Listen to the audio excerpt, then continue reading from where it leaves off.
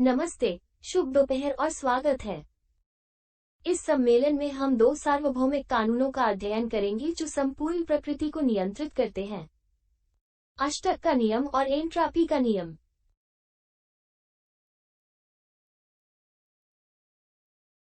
हम सीखेंगे कि शक्ति के ये दो नियम आंतरिक कार्य में कैसे काम करते हैं और आत्म साक्षात्कार के मार्ग पर ठहराव और गिरावट से बचने के लिए उनका उपयोग कैसे किया जाए।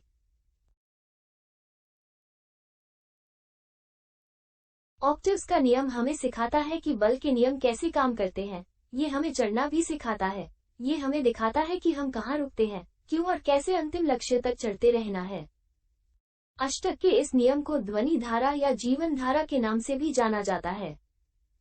सप्तक के इस नियम में ब्रह्मांड की ध्वनियां या बल की कंपन स्तर शामिल हैं जो निम्नतम स्वर से उच्चतम तक जाते हैं। यदि हम संगीत के पैमाने का निरीक्षण करते हैं, डू, री, मी, एफ ए, सॉल, ल, सी, तो हम 7 संगीत स्वर देखते हैं। निम्न डियो से उच्चतर डियो तक जाने के लिए एक सप्तक और ऊपर जाना आवश्यक है।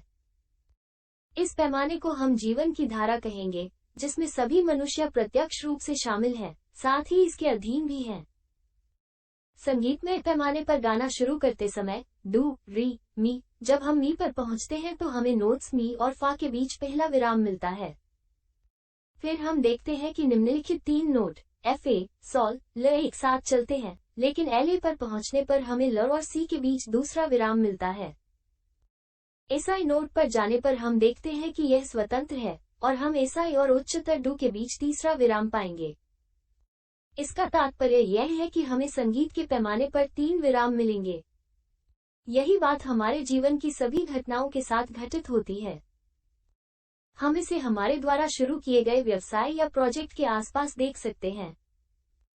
हम तभी सफल होंगे जब हम इन रुकावटों या प्रतिरोधों पर काबू पा सकेंगे। सबसे आम बात यह है कि हम कुछ शुरू करते हैं और पहली कठिनाई में हम इसे छोड़ देते हैं, बिना ये जाने कि यह एक ठहराव है जिसे हमें दूर करना है। हम इसे अपने रिश्तों के क्षेत्र में देख सकते हैं और हम इसे अपने आंतरिक कार्य में भी देखेंगे, जिसे आज हम और गहरा करने में रुचि रखते हैं।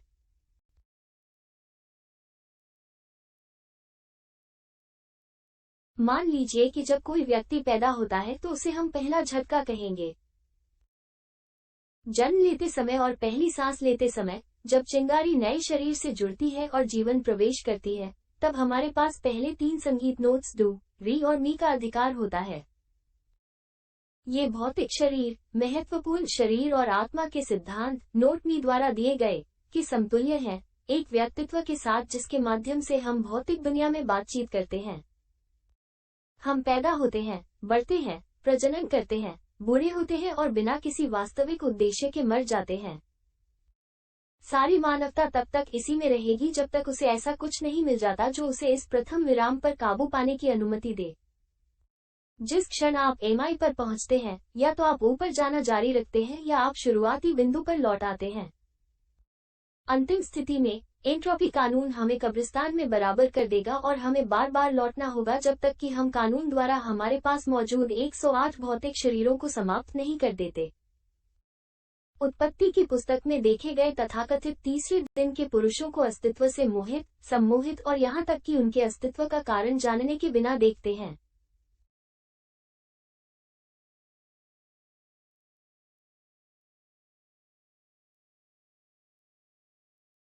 दूसरा झटका, अगर कोई हमें ये ज्ञान दे दे तो हमारे अस्तित्व का एक कारण बन जाएगा।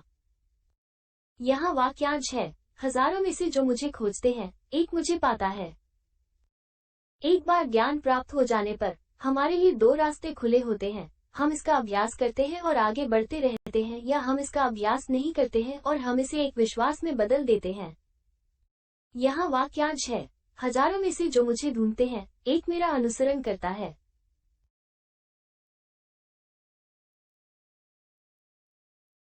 एक बार ज्ञान प्राप्त हो जाने के बाद हमें संगीत नोट्स एफ ए, सॉल, ल के माध्यम से आगे बढ़ने के लिए यौन रचनात्मक ऊर्जा, सौर निकायों के साथ सेक्स में निर्माण करना शुरू करना चाहिए। इसका तात्पर्य उत्पत्ति के अनुसार सूक्ष्म, मानसिक और कारण सौर निकायों का निर्माण या पहला पर्वत बनाना और छठे दिन का पुरुष बनना है।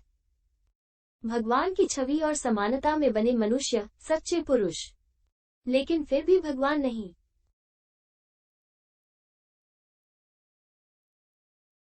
यहाँ हमें सीधे रास्ते के विकल्प के साथ प्रस्तुत किया जाएगा, जो हमें ईसाईकरण और दूसरे पर्वत और निर्वाण के मार्ग या सर्पिल के मार्ग की ओर ले जाता है।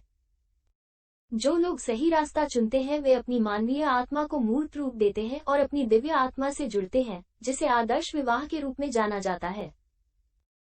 तब मसीह की शक्ति का जन्म होता है। संगीत सुर पर काबू पाने के लिए तीसरा झटका देना होगा और इसका मतलब होगा मसीह की शक्ति का जन्म, जो हमें दूसरे पहाड़ की प्रक्रिया में खुद को मरने के लिए मजबूर कर देगा, जिसे सर्वनाश कहा जाता है। यहाँ आपके पास यह वाक्यांश है कि हजारों लोग जो मुझे फॉलो करते हैं उनमें से एक मेरा है। हालांकि हमें अभी भी तीसरे विराम पर काबू पाना है। इसके लिए श्रेष्ठ 2 पर विजय पाना, दूसरा जन्म, पुनरुत्थान प्राप्त करना आवश्यक है, और हम मरे बिना पुनर्जीवित नहीं हो सकते। ये कारण आई की मृत्यु है, जिसे आध्यात्मिक दुनिया में जन्म लेने के लिए घटित होना होगा, जो कि चौथा होगा सदमा। इसका मतलब है दूसरे पर्वत को खत्म करना और तीसरे पर्वत को शुरू करना। जब व्यक्ति इस निम्नतर डू से इस उच्च डू तक आगे बढ़ने में सफल हो जाता है, तो ये कहा जाता है कि उसने दूसरी बार जन्म लेने का लक्ष्य हासिल कर लिया है। वो अंतर्निहित जन्म पुनरुत्थान बन जाएगा। विकल्प सभी मनुष्यों के लिए खुला है, लेकिन यह नितांत आवश्यक है कि वे जाने कि कार्य कैसे करना है और चेतना की क्रांति के 3 कारकों को कैसे लागू करना है और 3 पर्वतों का कार्य कैसे करना है। जन्म लेना, निकायों का निर्माण, जल की पुनर्प्राप्ति, उत्पत्ति। प्रथम पर्वत में ये प्राथमिकता है। मरना, दोष या अहंकार का नष्ट होना, कयामत। दूसरे पर्वत पर यही प्राथमिकता है। मानवता के लिए बलिदान, निस्वार्थ भाव से अपने मानवता भाइयों को ये ज्ञान प्रदान करना। ये तीसरे पर्वत पर एक प्राथमिकता है, जहां एक शिष्य को दुनिया को ये ज्ञान सिखाने के लिए छोड़ा जाना चाहिए। इस छवि में आप वो देख सकते हैं जो हमने अभी समझाया है। बेहतर सप्तक तक पहुंचने तक संगीत का पैमाना, ठहराव और झटके। निम्नतर डू से श्रेष्ठ डू तक जाने का यही तरीका है। इस तरह हम निम्न प्राणी से श्रेष्ठ प्राणी या देवता बन जाते हैं। जैसा कि हमने शुरुआत में कहा था, यह नियम हमारे दैनिक जीवन में भी लागू होता है और हमें सफल होने और किसी चीज को उच्च सप्तक तक ले जाने के लिए हमें इन रुकावटों को दूर करना होगा, जो प्रतिरोध या वजन या विरोधी ताकतों की आवश्यकता होगी हमारे लिए ऊपर जाने का एक प्रयास। लेकिन साथ ही यह वो वजन है जो हमें ताकत देगा। ये जिम जाने के समान है। यदि हम मांसपेशियां चाहते हैं तो हमें वजन उठाना होगा ताकि हमारी मांसपेशियां प्रयास करें। लेकिन एक समय ऐसा आता है जब हमारी मांसपेशियों में उस वजन को आसानी से उठाने की ताकत आ जाती है। इसलिए अगर हम मांसपेशियों का निर्माण जारी रखना चाहते हैं और ताकत हासिल करना चाहते हैं तो हमें अधिक वजन जोड़ने की जरूरत है। ये रुकावटें हतोत्साह, दुर्भावना, नपुंसकता, हतोत्साहन के रूप में प्रकट हो सकती हैं। रोजमर्रा की चीजों के अलावा वे हमारे आंतरिक कार्यों में भी घटित होते हैं। हम इन 3 कारकों में से किसी एक के आसपास अटके रह सकते हैं। उदाहरण के लिए, मृत्यु कारक में क्योंकि हम शुद्धता प्राप्त नहीं करते हैं, या शायद किसी विशिष्ट दोष के साथ काम पर या दूसरों के लिए खुद को बलिदान करने के साथ।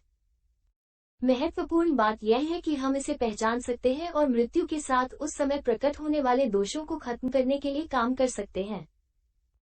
इससे हमें ऊर्जा, चेतना, प्रोत्साहन या आग मिलती रहेगी ताकि हम आगे बढ़ते रहें और आगे बढ़ते रहें। ये जानना महत्वपूर्ण है कि हमारे मनोवैज्ञानिक दोष हमें 3 दबाव देते हैं जो इन रुकावटों के अनुरूप भी होते हैं। पहले वे इच्छा के माध्यम से हम पर हमला करते हैं, फिर वे औचित्य के साथ मन के माध्यम से हम पर हमला करते हैं और फिर दुर्भावना आती है। इस प्रकार वे हमें किसी भी सचेत कार्य को पूरा करने से रोकते हैं जिसे हम करने का प्रयास कर रहे हैं। यदि हम ऊपर चढ़ने के लिए मृत्यु का उपयोग नहीं करते हैं और हम किसी भी रुकावट में फंस जाते हैं, तो हम नीचे उतरना शुरू कर देंगे और यहीं पर एंट्रोपी कानून, जिसे हम नीचे देखेंगे, कार्य करता है।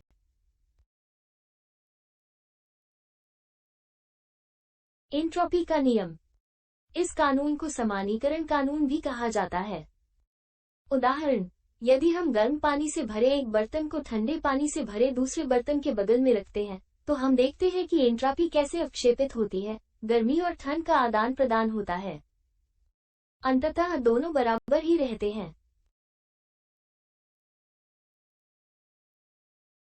लाखों लोग एंट्रॉपी की राह पर हैं, चूंकि वे खुद पर काम नहीं करते। हर दिन वे और अधिक मूर्ख बनते जाते हैं, उनके दिमाग खराब हो रहे हैं। मानव मशीन के केंद्र अधिक से अधिक खराब हो गए हैं, मस्तिष्क के अंग अब काम नहीं करते हैं। दुर्भाग्य से अधिकांश लोग दूसरों की नकल करके और वही करके खुद को पतन की ओर धकेल देते हैं। हम इस एंट्रॉपी को वैश्विक स्तर पर भी देख सकते हैं और कैसे वैश्वीकरण के माध्यम से पतन ग्रह के सभी हिस्सों तक पहुंच रहा है। तो हम सब इसी प्रकार पतित होते जा रहे हैं। एंट्रॉपी में आने में समस्या यह है कि हम सब तक खो देते हैं। हम आगे बढ़ने की अपनी प्रेरणा खो देते हैं।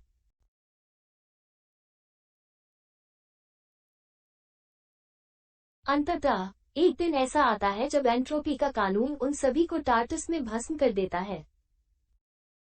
क्या आपने ध्यान नहीं दिया कि एंट्रॉपी का नियम किस प्रकार हम सभी को समान बनाता है? वे एक को सुनहरे ताबूत में और दूसरे को लकड़ी के ताबूत में दफना सकते हैं, और कब्र कितनी भी सुंदर क्यों न हो, अंततः वे हड्डी जैसी ही रह जाती हैं।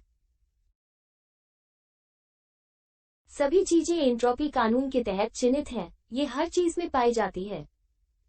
समुद्र कूड़े के ढेर में बदल गए। प्रदूषित नदियां, मर रही मछलियां।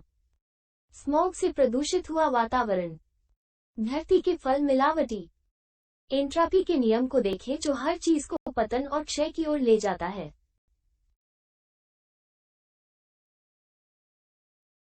केवल परिवर्तन के माध्यम से ही एंट्रॉपी के नियम पर काबू पाना संभव है, क्योंकि परिवर्तन में बलिदान भी शामिल है। यदि हम एंट्रॉपी से बाहर निकलना चाहते हैं और आगे बढ़ते रहने के लिए उस आवेग को प्राप्त करना चाहते हैं, तो हमें अपने दोषों का त्याग करना होगा।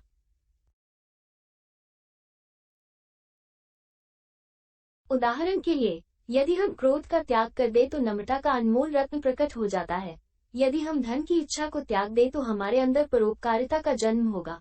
यदि हम ईर्ष्या का त्याग करें तो हमारे अंदर परोपकार की ऊर्जा प्रकट होगी। अपने पड़ोसी के लिए काम करने की इच्छा, दूसरों की भलाई के लिए खुशी। त्याग के बिना कोई परिवर्तन नहीं हो सकता।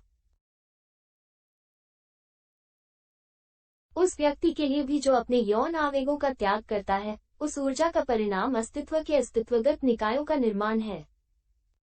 यदि दोषों का बलिदान किया जाता है, यदि वे सभी नष्ट हो जाते हैं, तो उस बलिदान का परिणाम मुक्त ऊर्जा होगी, जो गहन आंतरिक मनुष्य को जन्म देगी।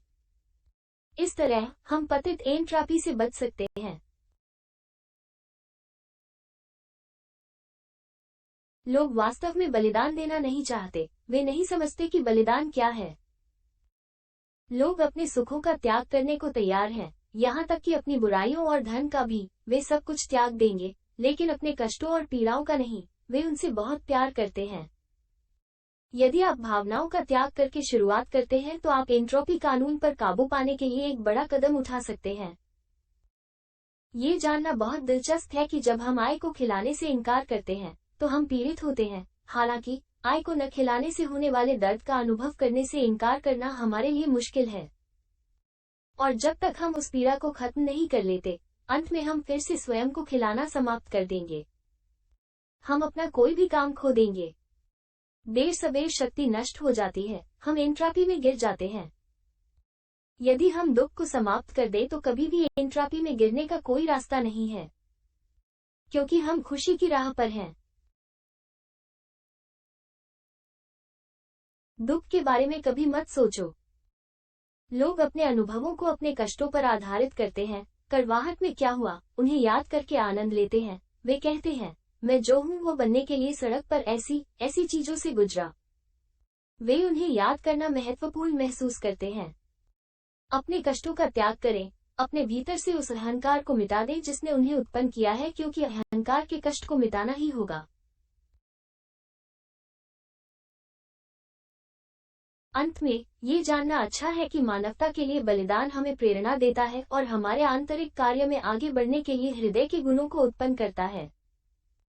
जब हम अपने काम में निराशा और दुर्भावना के उन क्षणों में होते हैं, तो मानवता के लिए बलिदान देने से हमें आगे बढ़ने की ताकत मिलेगी, क्योंकि जो मदद करता है उसकी मदद की जाती है। खैर, यह आज का सम्मेलन है। आपकी उपस्थिति के लिए धन्यवाद। यदि आपके कोई संदेह या प्रश्न है, तो उन्हें टिप्पणियों में लिखने में संकोच न करें और हम उनका उत्तर देंगे। हम आपको अगले सप्ताह गुरुत्वाकर्षण के स्थायी केंद्र नामक अगले सम्मेलन में आमंत्रित करते हैं, जहां हम आत्म साक्षात्कार प्राप्त करने के लिए अपने पूरे जीवन को अपने आंतरिक कार्य में समर्पित करने के महत्व और तात्कालिकता को सीखेंगे।